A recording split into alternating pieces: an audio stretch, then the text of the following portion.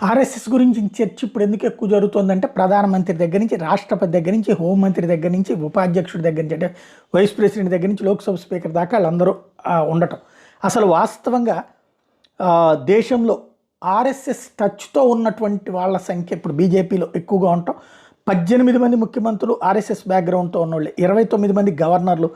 1,00,000 శాఖలు, 15 కోట్ల మంది వాలంటీర్లు, 2 లక్షల సరస్వతి విద్యా మందిరాలు, 5 లక్షల మంది ఉపాధ్యాయులు, 1 కోటి మంది విద్యార్థులు, భారతీయ మజ్దూర్ సంఘ్ 2 కోట్ల మంది సభ్యులు బిఎంఎస్, 1 కోటి మంది ఏబీవీపీ కార్యకర్తలు, 15 కోట్ల మంది బీజేపీ సభ్యులు,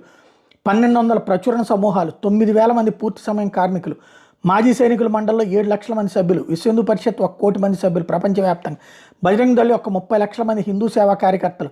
1.5 లక్షల సేవా ప్రాజెక్టులు, 21 రాష్ట్రాల్లో ప్రభుత్వాలు, 240 మంది లోక్సభ ఎంపీలు, 112 మంది రాజ్యసభ ఎంపీలు, 1,586 మంది ఎమ్మెల్యేలు, లేకపోతే అనుబంధ సంస్థ